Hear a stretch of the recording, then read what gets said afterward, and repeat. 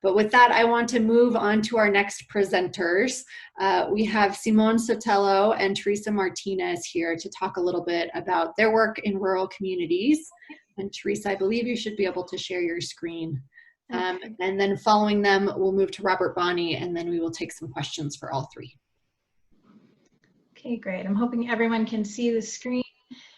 Thanks, everyone. My name is Teresa Martinez. I'm the Executive Director of the Continental Divide Trail Coalition, and I'm here with one of my close partners, Simone Sotelo, who is one of our Gateway Community Ambassadors, but also is a community organizer for New Mexico Wild, based out of Silver City, New Mexico. And I'm just going to start off, and then I'll turn it over to Simone. The Continental Divide Trail Coalition, if you don't know, we manage a 3,100-mile-long national scenic trail that is designated by Congress. Let's see if it'll actually, oh, come on. There we go. That runs from Mexico to Canada, across New Mexico, Colorado, Wyoming, Montana, and Idaho. It has, we have over 600 small communities along that corridor, but currently we have 18 that are designated in our Gateway Community Program. And in our Gateway Community Program, what we've done is work with local communities to sort of become a designated gateway, because they provide some level of access to the Continental Divide Trail along its spine, as well as create opportunities for just partnership around those marketing materials. But also, we recognize, because we are unlike the Appalachian Trail or Pacific Crest Trail, which are other trails in this system, we don't have any major population centers. We run across the rural Rocky Mountain West. And so we understand our supporters, our stewards, our volunteers, our community is a rural community. And so this allows us to build partnerships with small communities based on their needs. We work with them to basically, they invite us into their community, then we provide tools and resources to help them sort of capture who they are and how they want to promote the CDT that is usually a small little asset in a whole slew of assets that they have in their community, but it's a congressionally designated one that allows us to bring in resources and tools so that they can help sort of cultivate whatever it is they want to cultivate within their community. Let's see.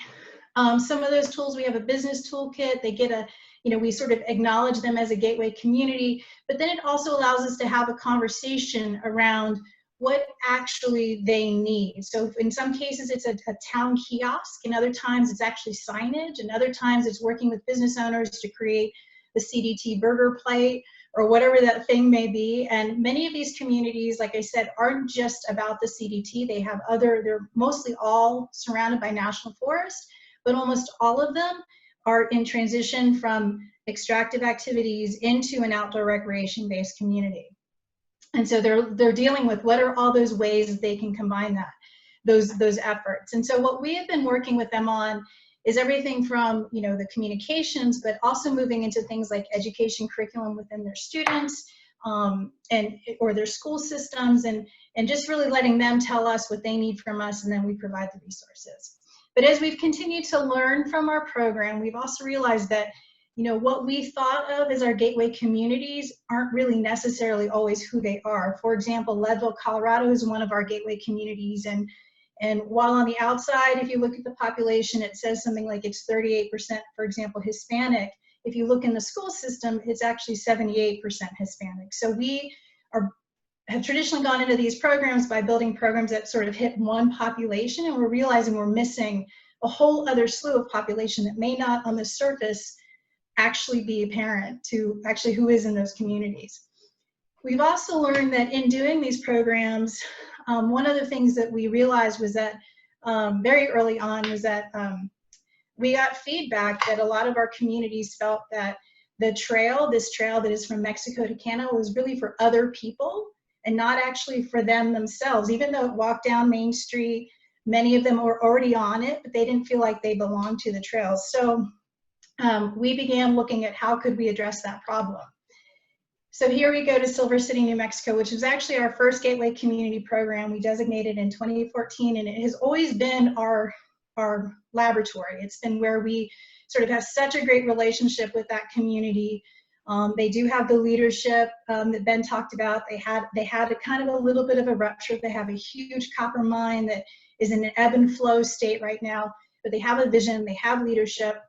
And so we have been able to work with them and sort of try out all these different kinds of things. And they're always willing with us to sort of try something.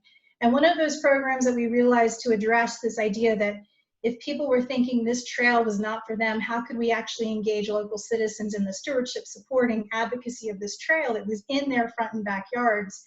We created a community ambassador program.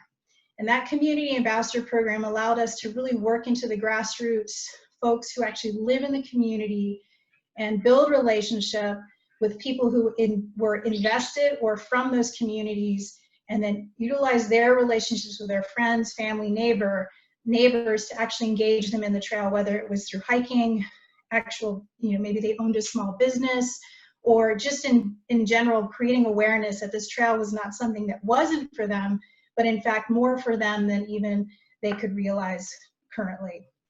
And that brings me to Simone. Simone is our Gateway Community Ambassador from Silver City, and he's one of those people that we were able to reach out to that is embedded and lives and from that community. Whoops. And I'm going to let him share his story and really talk about, from his perspective as someone who is on the ground doing that grassroots organization that is invested in his community and a member, like a multi-generational member of these communities, how he works to sort of both address the challenge, the success, and the solutions to really working in meaningful ways with rural communities. Simone, it's up to you. Sorry about that. I was trying to unmute myself. I'm Simon Sotelo. I live in Silver City, New Mexico, which is a very rural community. Our county consists of probably about 27,900 plus people, but it's spread over a large area. And Teresa is right. It is a very rural community, and we are the first community along the CDT. And I kind of want to talk about a couple of things that I think are really, really important, particularly when we're trying to, I work in conservation and I kind of fell into it. It was not something that I was looking for. I was kind of just living the Silver City dream, making art, being on some boards, working within the community, going on some hikes. But I also fell into conservation working with New Mexico Wild, because New Mexico Wild and the CDT, I think, they're both doing something that I think is really, really important, is they know that they want to work within these rural communities, and they know that they want to build relationships and partners with these rural communities. And the way that they're doing that, and I think that it's very important for NPOs, NGOs, to recognize that the best way to do that is to recruit from within the community. And I think that that's why the CDT and New Mexico Wild have had some really awesome wins and some really great progress, particularly within Silver City. One of the things that happens is, NPOs and NGOs, they hire people from outside of the community and say, hey, we're gonna send you to Montana and we want you to work on this project, and we want you to get the community involved, and we want you to be able to engage them and talk to them. When in reality, and Teresa kind of touched on that, they don't have a long-lasting, long-term investment in the community that they're trying to work in. So you can also set your organization up for failure by sending someone who doesn't have those long-term invested relationships with the community. I come from a multi-generational family. We've been here since the 1820s, 1830s. So we've been here a long time, and we have connections to the community, and we're vested in it. I own a home. I went to school here. I plan on dying here. I'm not just here for the extent of my contract. I'm not just here for the extent of my grant. I'm here in the long run. And I think that New Mexico Wild and the CDT, we've been successful in that sense because we're looking at how do we engage these communities? Well, you do that through the community members themselves. I use a term that a lot of people have kind of said it's a little offensive, but there's always this savior complex. Like, I'm gonna come to your community, I'm gonna engage you, and I'm gonna give you this idea, and you're gonna love it because I believe in it. That's not necessarily true. Teresa mentioned that we depend a lot on copper mining in this community. So when you have multi-generational families like mine, where that's all they've ever known is mining, trying to make that cultural shift is not easy. And so that's a challenge that I face. Because I come from a multi-generational family, I understand that unless we can replace our economy with something better, or something, multiple small businesses or something, we really can't give up that copper. But at the same time, I've had success with New Mexico Wild and the CDT, and I really want to kind of, I believe Kendall kind of mentioned it in the beginning, I can't be the representative for all of Southern New Mexico. I can't be the representative for all of the Hispanics and Latinos in Southern New Mexico, because there's a problem with that. Even though I come from this community and I am Hispanic or Latino, I occupy white space according to my own demographics, because I have an education, I work in conservation, I work in nonprofits, so I'm still considered an outsider to a certain level because I occupy a different space in the community that I am a part of, that I'm trying to engage. But I think some of the successes that we've had have been based on that, and it's based on the idea that we are going to hire, or we're going to recruit within the communities that we're trying to work in, and we're going to educate them, give them the tools that they need, give them as much as we possibly can so that we can actually work within these communities. My office in New Mexico Wild is in Albuquerque. I live in Silver City. It's a 4.5-hour drive. My boss is the typical, conservation guy, glasses, white hair, and he and I have had some very uncomfortable conversations. But the reality is that he recognizes, if I'm going to engage this community, I have to hire from within that community. Just because somebody looks good on paper doesn't mean that they're gonna look good out on the field at a grassroots level.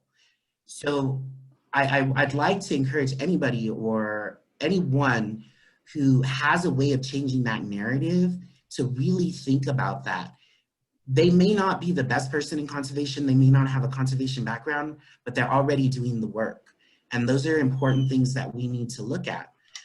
And, when we talk about, success, particularly because Teresa and the CDT decided, hey, we want somebody in this community that's already doing that work, I've managed to help change the narrative, and the CDTC has changed the narrative that the trail is for others, particularly in this community. Hispanic and Latino use of the CDT has actually gone up to about 30 to 40%. And that's not because we weren't already there. It's just that we're able to make it known that we're there now, because the trail's no longer for someone else. It's for us because it's part of our community. I think if we're going to talk about conservation and the impacts that we are trying to have on these communities, I think we have to think about changing the narrative. Someone mentioned Muir earlier today. Muir wasn't conserving that for the tribal people that were living on those lands.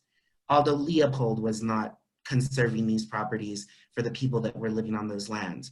But we need to take those people into consideration, and we need to change the narrative to be a little bit more inclusive. And I kind of want to just really quick, I don't know how much time I have, Teresa, or whoever's, kind of going with that, but I want to give an example of where a nonprofit organization in conservation got it wrong. There is an organization here that works primarily in outdoor spaces and trails, and they approached me, called me up, said, hey, I'm so-and-so, I'd like to talk to you about being on our board. I'm like, hey, this sounds great. This is what I do. And I asked for details about what that was. And the conversation started off with, we need to diversify our NPO and we need to diversify our board. And I was like, okay, well, I'm all about it because somebody has to show up. But the reality is that they weren't interested in me actually putting in any work for the board. they needed to diversify their board, and diversifying their board was getting a young Hispanic gay male onto the board so that they could rubber stamp it and say, we are diversified. And that in itself is not only insulting, it's completely and totally counterproductive. To ask community members to be a part of your organization or to part of your mission, when in reality, you just want them there because they diversify, and you're tokenizing them. And that's not fair to the community member, and that's not fair to the community. I definitely think, with all of that being said, that there's definitely a way to kind of counteract these things. And I mentioned it a little bit, and that's investing in the people within those communities. Not just saying we want to work here, so we're going to send someone from, California or Oregon to work on Wild and Scenic in Silver City, New Mexico. It's literally saying we are going to look for someone within that community who's already doing work similar to what we need to do, and we're going to empower them and educate them. One of the biggest tools and successes within the CDTC and New Mexico Wild, both organizations approached me and said, hey, we understand that you don't really get what we're about, but we want to teach you and we want to show you because we know that you can help us get to where we need to be. And as we're on this conference, I want to, kind of throw this out there. New Mexico Wild had absolutely no presence in this community. It had it all through New Mexico, but they were trying to get some legislation, some grassroots legislation moving. And when they approached me, nobody knew who New Mexico Wild was because they were from out of town. They weren't part of the community. Today, that legislation, right now as I'm talking to you, is sitting in the Senate ENR committee to be looked at and to be reviewed. It's actually been introduced to the Senate and it's sitting at a Senate hearing now because I was able to help get the people in my community, get them involved and get them to support it. 92% of all of our signers, people who supported that legislation, were either Hispanic or Latino, women.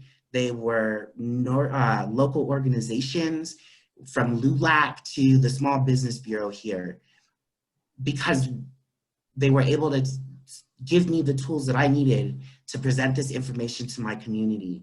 And so I really kind of want everyone on this call to think about, how are we approaching these communities? Are we just approaching them with a great idea that we want them to support? Or are we approaching them with a great idea and a solution and an opportunity for their community to grow? Thank you so much, Simone, and I love that message of authenticity and really appreciate both you and Teresa and all the experience that you're bringing to this. We will get to some questions for Teresa and Simone, but next we want to hear from our next presenter, Robert Bonney from the Nicholas Institute for Environmental Policy Solutions at Duke University will be sharing some of his research. And please share any questions or comments for Teresa, Simone, and Robert in the chat, and we'll get to as many as we can after we hear from Robert. Great, thank you. It's great to be with all of you. What a fabulous bunch of speakers. Really learning a lot, and it's great to be here with you all. So first, a shout out to Secretary Salazar, who was great to work with during the Obama years, and gave us our marching orders over USDA, and we just tried to deliver. So thanks for having me, and it's great to have this great center named for you. So I'm gonna talk about some research I've been doing for the last 3 years at Duke University. I'll start off a little bit just talking about why I got interested in this, talk a little bit what we did, and then we'll talk about implications. So I've worked with rural constituencies my whole career. I started in conservation in the early 90s and spent a lot of time trying to figure out how to get private landowners to manage their lands in ways that benefit wildlife, water, conservation, you name it. And so I've always worked with rural constituencies, and it's for anybody, and you all know this well, know that, rural folks sometimes think about these issues in a somewhat different way than folks from urban or suburban parts of the country. And so I've always been interested in this. When I went to USDA, and at USDA, you sit there and you've got constituents on all sides of the issues, and you see that clash. So I was very interested when I went at Duke at exploring this, asking the question, is there an urban-rural divide on the environment? If so, what is it? What I'll say before I go into the study itself is that lots of you actually already know the results of this research. You have been out with rural communities. You understand a lot of how to work with rural. So there'll be lots in this, I think, that is actually not surprising and probably confirming. And I find that a lot with constituents or folks that listen to this that have worked in rural. So I suspect for a lot of you all, you'll go, yeah, okay, that makes sense. The other thing I'll say about rural is, as has been pointed out by everybody, rural is diverse. There's a tendency to think of rural as white farmers in the upper Midwest, and rural is way more diverse than that. It's Hispanic landowners in the Southwest. It's Hispanic communities all over the country now. It's African-American landowners in the South. It's tribal nations and tribal landowners and all those folks across the country. We've tried to capture as much of that diversity as we can, but this study is imperfect. And if I had a bunch of more money to drop in my lap, there are a couple things I'd look at. One is I'd like to explore more of that diversity. Two, I'd like to look at religion and the effect of religion on attitudes. But I think what you'll see here is a pretty good snapshot of kind of what rural broadly thinks about the environment, conservation, and climate change.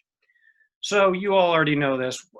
Why does rural matter? Rural voters punch above their weight in Washington, D.C. These rural constituents matter. And if you care about public lands, the communities nestled in those public lands hold sway in a lot of important ways. If you care about conservation of wildlife, water, working lands matter a tremendous amount. The people that own and manage those lands are really important.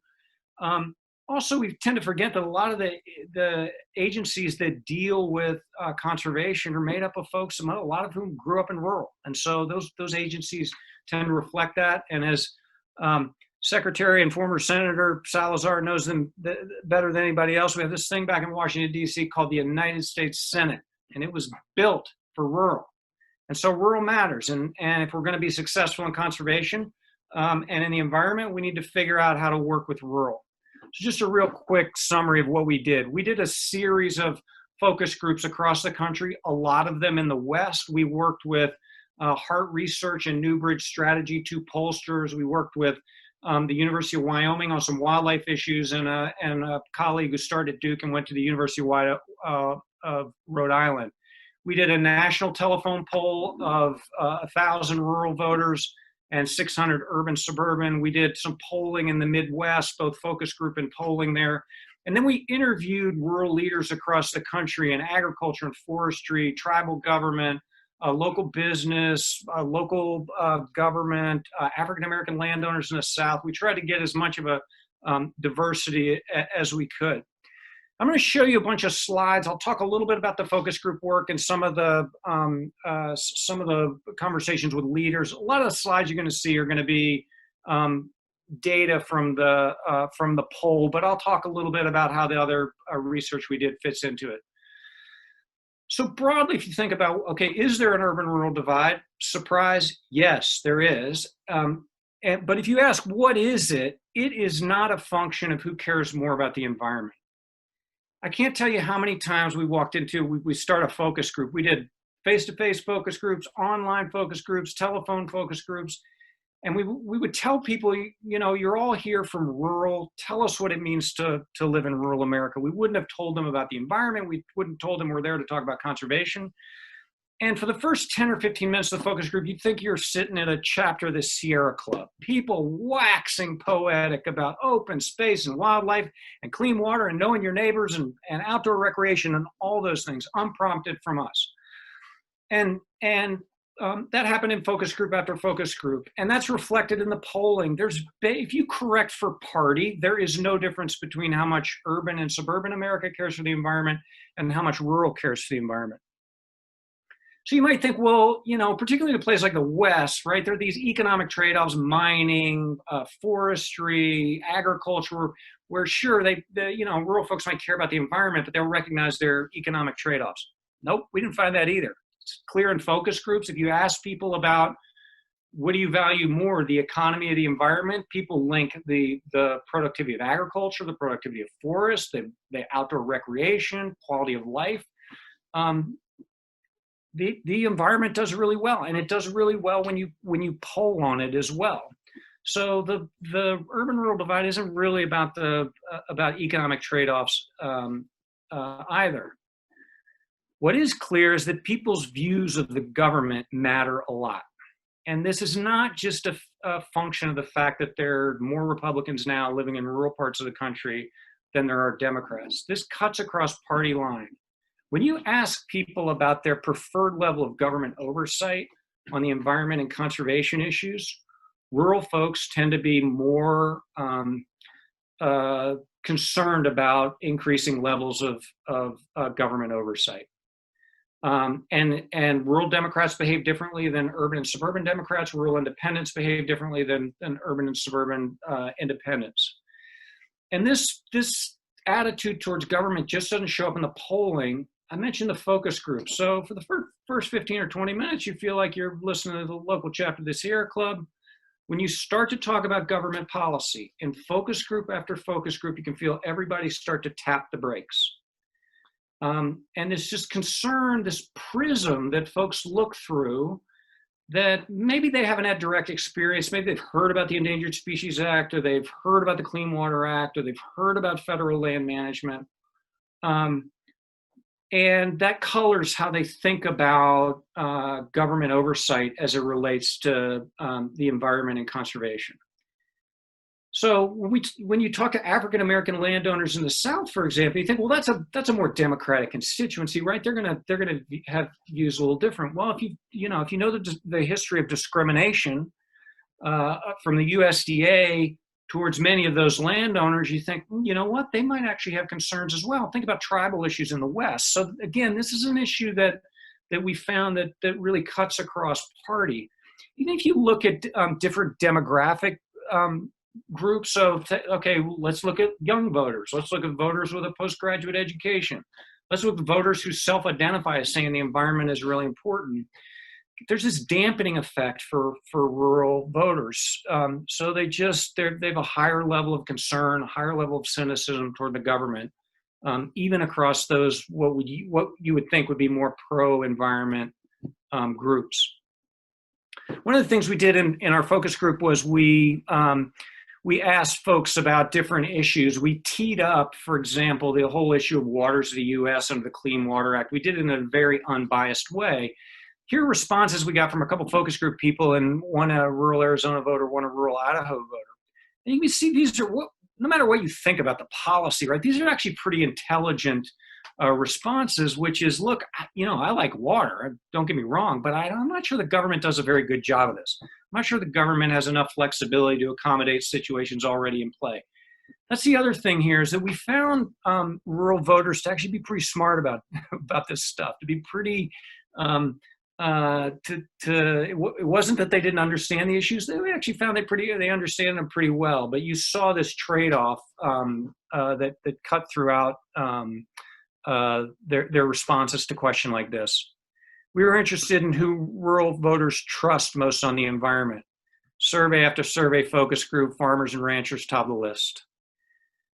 Biologists and scientists very high. You say, wait a minute, I've heard all this stuff about kind of a rejection of elites and rejection of scientists. No, we found that actually folks wanted science. They didn't know where to get it. There's this gap about how to access science, who to trust, that stuff. Note that the government score is very high. I just got through telling you that people are suspicious about the government. What the hell is the government doing, you know, ranked third on the list? I mentioned that rural voters are pretty sophisticated. They're actually differentiating between government experts and government back in Washington, D.C., I think. So they're pretty smart about this. And you'll see, this is not, you know, the fact that environmental groups are on the bottom of the list does not tell you people are saying, we don't trust them. We ask them to rank, right? But it tells you that if you're thinking about how to communicate with rural, you better be talking to other, if you're a conservation environmental group, you better be networking with other groups within rural, because you're probably a little bit lower down the list. We did some work around messaging to figure out, you know, what are the messages that play in rural. And this is less about like, how do we take our policy agenda and gussy it up so we can sell? And it's more, I think, kind of a window into what rural voters value. Moral responsibility, appealing to people, to future generations, to stewardship. This cuts across party, cuts across everybody. It plays in agriculture, it plays in forestry, again and again. Messages around clean water, really, really important. You can see climate change. There's more skepticism about climate change. We'll talk a little bit about that. Note the rural way of life at the bottom there. And you think, well, wait a minute, that should play better. And I think it's dissonance for voters, because they don't really square government policy with protecting rural way of life. They may actually think they can contradict in some places. So I think that's why that's there. So let me talk a little bit about climate change. So we always save climate change to the end of the focus group or to the end of the poll, because it is in and of itself a polarizing issue. It will split a room. And so we introduced it generally by talking about, though, just asking a question about weather, extreme weather events. And so the question you see here is, we asked if you experienced weather changes, such as increased hurricanes and floodings, droughts, higher temperatures, wildfires in your community. And you'll see people know what you're asking. They know you're asking about climate change. You see the responses are polarized. They're polarized across the urban-rural divide, and they're polarized across party. And so that's kind of the bad news around climate, is that there's a lot of polarization out there. And if you ask urban and rural voters, you know, if we should take action to reduce climate change, rural voters are about, you know, 15 points lower than urban and suburban voters.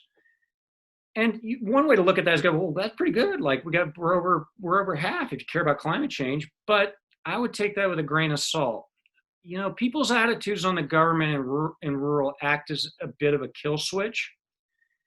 If you've ever been on a riding lawnmower, you know, like lawnmowers have a kill switch as a safety device to cut the engine off. And I think people's attitudes on government play a little bit that way on stuff. And so you ask them this question, you haven't yet told them what you're going to do to address climate change. And so if you start to talk about those government interventions, I think that 54% drops. The interesting thing about climate, and this is true in rural, I think it's true probably nationwide, is that there's a relationship between how people view government and their views on the climate. And if you ask people about their views on the government, it's almost a dead giveaway for what they think about whether you should take climate action on climate. This is an agricultural stakeholder that we interviewed in North Dakota, basically saying, yep, climate change is happening, but a lot of farmers don't want to talk about it because they're worried about the policy consequences. Again, people looking through a certain prism of how they think environmental policy works, and they're not very comfortable with it. So we did some work around wildlife migration in Wyoming. If you want the study, go to the University of Wyoming. Colleague there, Drew Bennett, worked on it with some of his colleagues there. Lots of support for migration and doing work to protect migration corridors. But there again, when you start talking about particularly around impacts of oil and gas, whether it's in a focus group and polling, you just feel people tapping on the brakes. I put this slide up because it's kind of interesting. You see broad support for addressing issues in migration corridors. But there's a lot more polarization around whether climate change matters. And so, again, you know, polarization around climate change. I will say this about climate change. There's actually, and I won't go into any more depth on this, but there's more where this came from. We've got a report on climate change, attitudes towards climate change in rural America, in addition to our broader report. When you talk about natural climate solutions, when you talk about forest health, when you talk about working with agriculture to address climate change, those things are actually pretty popular. And in fact, we did one poll where we asked half people, do you support an investment to address climate change? And we asked the other half, do you support an investment to address climate change or to support farmers to address climate change? And the difference is about 20 points between the two. So the public is like, oh yeah, farmers, yeah, we'll support farmers addressing climate change. The point being is that you have voters that are probably pretty skeptical of climate science and climate policy, but if you link it to some things in natural climate solutions, support goes up. And so that's important for a standpoint of how we think about talking about climate change in the context of conservation, because I think is actually a good story there for us to think about that linkage. So I'm just going to close with a few implications. Lots of these implications have already been talked about with some of the previous speakers, and then happy to take questions. Ben said this, right? This is not a messaging problem. The urban-rural divide is not a function of like, we need to go out and focus group test a bunch of stuff so we can sell our stuff to rural. Won't work. Rural, communicating with rural is going to rely to a significant degree on engagement, what everybody has talked about. Trust, talked about it. Annalena and Kendall talked about how do you build trust with Blackfoot in places like Browning and the Crown of the Continent. And that's about engagement. And I think for the conservation environmental community, engagement is going to be critically important. The other things we actually have to think about, there are places where we have to think about rethinking policy. We've been fighting about the Clean Water Act in waters of the U.S. for 40 years. Is there, can we think about alternative approaches there? There's again, kind of a prism that rural looks to by working with rural constituencies, by engaging them, and by rethinking how we think about policy. I think that can be important. And by the way, I'm not suggesting that regulation doesn't play an important role. It's going to, but it can't play the only role. And we've got to think about creative ways and ways where we're working with rural stakeholders to design policy. The last thing I'd say is that there's actually a lot of reason to be optimistic. I'm optimistic about the climate stuff because I actually think there's a really useful place to go in rural. And I'm optimistic about the environment more broadly because there is this depth of stewardship and interest in protecting the environment and clean water and all those things. And we just, as a community, need to figure out how we capture that, how we relate to rural voters and rural stakeholders about those things, because we share it with them. And so, again, I think there's a lot of reason to be optimistic. Last thing, long report at the Nicholas Institute website on the website there. We've got two other reports. We've got one around climate change that I mentioned. We actually have one on the Western rural voters. We did a little bit deeper dive in some of the focus group and polling we did out there. So as I say, great to be here today. Happy to take any questions. Wonderful. Thank you so much. Let me just, go ahead, Ken. If I may, Dominic, just because I've known Robert Bonney for such a long time, and I've watched his heart in action, whether it was the Crown of the Continent or whether it was the Dakota grasslands or the Everglades, all over. And the issue that he is grappling with in terms of the connection and the understanding with rural America, he is so well positioned to talk to that. And obviously his presentation has been very enlightening to me, and I'm sure it has to everybody else who's been on this call. There's a lot more work to be done on this, Robert, so I very much am looking forward to continuing to learn from you, and it's great to see you. You don't have any facial hair from the pandemic, and thinking my hair's that people are more and more like Bernie Sanders every day, so anyway, you look good. Great to see you. Likewise.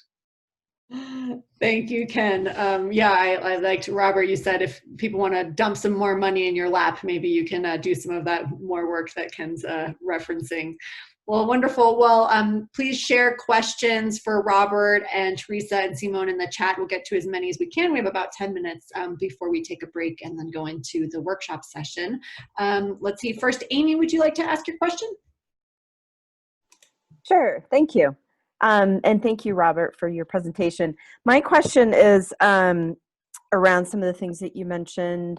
I'm kind of wondering if rural folks might feel more like they are being asked to do more in regards to climate change, and in some ways being impacted more with their livelihoods, such as coal mines closing, power plants closing, conservation, water conservation measures for farmers in, Western states, things like that, versus looking at, in our case in Colorado, in the Front Range, all the pollution is in the Front Range. Why aren't people being asked to do more there? Why aren't they being asked to conserve water more? I'm just wondering what your perspective is on some of that. Yeah, I think that actually comes through quite a lot. There's a sense, we asked a lot of questions around, do you think government listens to you? And do you think government is responsive to rural? And folks are pretty dismissive. They feel like government isn't really responsive. And you're exactly right that you hear this voice of like, hey, we're being singled out here. In a lot of places, when you talk to ag and forestry leaders, one of the things that was most interesting is they were actually really interested in being part of the solution, but they want to be at the table. And they would explicitly talk about that. One of the things we found interesting was so many of the rural stakeholders that we interviewed, the kind of leaders we interviewed, is that they thanked us at the end of the interview. They're like, oh, thank you so much. No one has actually come out and talked to us about this stuff. And whether it was a tribal leader or a local government or Illinois farmer, that sort of struck us, And so I think listening, hearing about these issues, and getting a sense that rural feels exactly how I think you characterize it, at least a lot of it does, and being responsive or being sympathetic to that, I think is important. I'm curious, Teresa or Simone, do you have anything to add? Does that come up in your experience as well?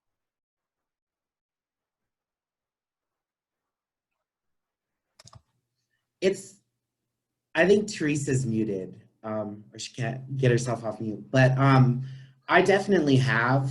I think one of the things though too,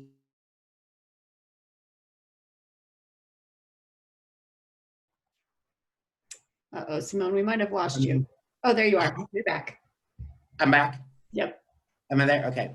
I think one of the, Robert is saying, we're going to these communities and we're asking them, we're going to these communities and asking, and we're finding that, a lot of them are thanking us and stuff like that because they do want to be brought to the table. I think in a sense though too, and this might be kind of like that dual consciousness kind of idea, communities also need to actually show up. They need to actually say, this is my community, this is where I'm at, this is what affects me. You can ask a series of questions and people are going to give a certain amount of answers. There's this idea that, this is the answer that I have to give, especially when you're giving a survey and you have A through E.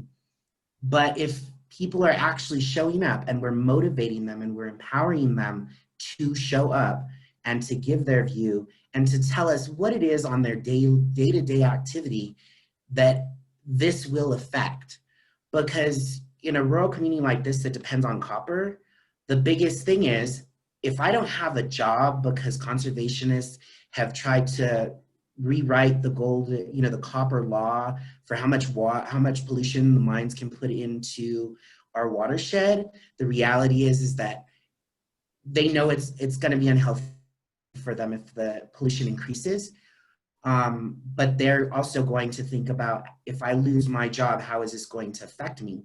So giving a series of standard questions is great, but I also think that we need to empower, encourage people to actually show up and let us know what it is that they need from us so that it doesn't have such an impact on their life.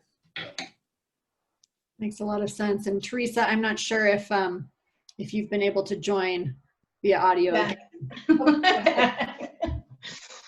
No, Zoom. I actually was going to mention what Simon just said, I think. So I think that there's this, I think he said it well, so. Okay, sounds good. Wonderful. Let's see, we have another question. Danae, do you want to ask a question?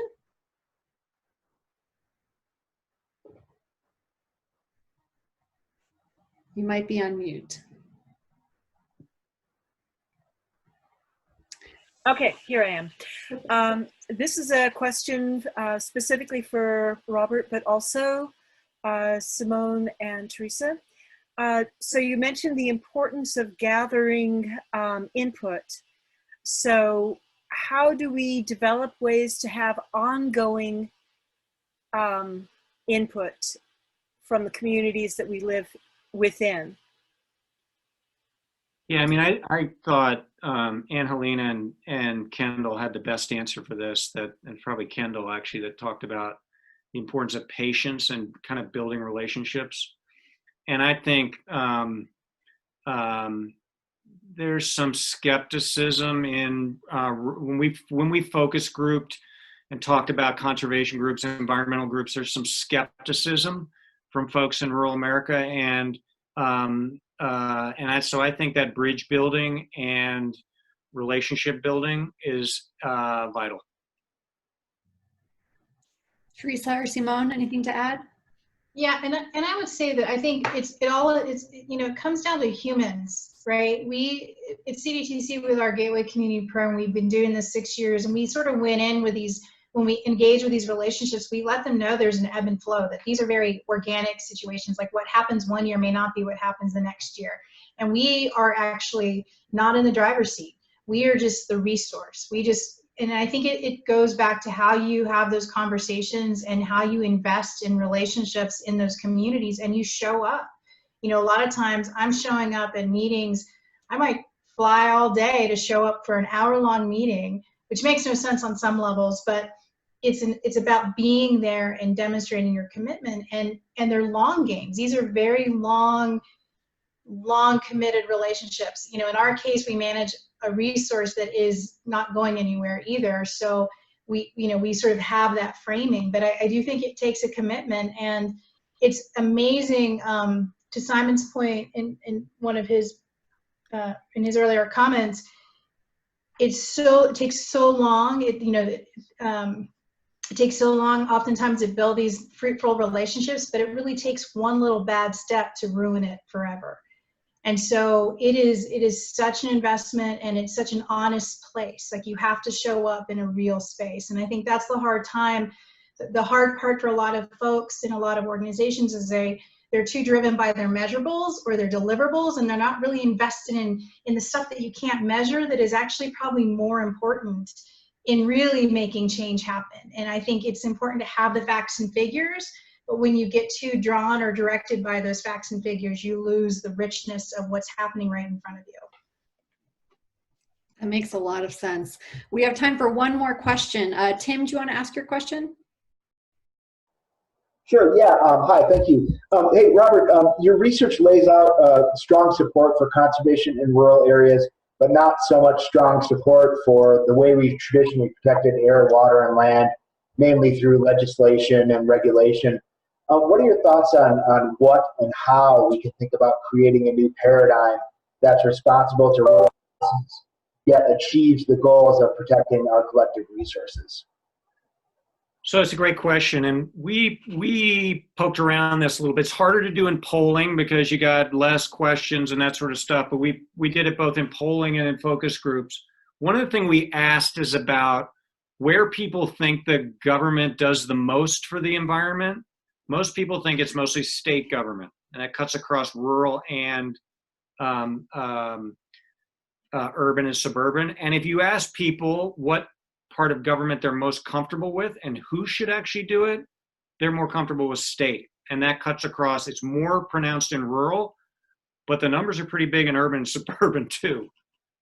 So there are things like that you might think about, like how do you build those partnerships? Think about something like the Sage-Grouse Initiative, which I know was, pretty controversial, but there were pieces of it that had strong support from state of Wyoming, other states in the West. And it was, it was far more of a partnership than you've seen in a lot of other endangered species conflicts. And so there may be ways to engage state governments in ways to rethink federalism a little bit that actually may be helpful. Clearly, incentives and markets and valuing ecosystem services and those types of things are gonna matter as well. And again, they're going to be places for regulation. And if you ask rural voters, do we have to have regulation? Oh yeah, we got to have regulation. In fact, there's even sort of an anti-corporate stream that runs through rural. They get concerns about unregulated corporations. The question is kind of how and where, and that's some stuff that I think we could think creatively about. Great. Well, thank you so much, the three of you. Just such great research and perspectives. And I know that there's a lot to talk about in the workshop session coming up.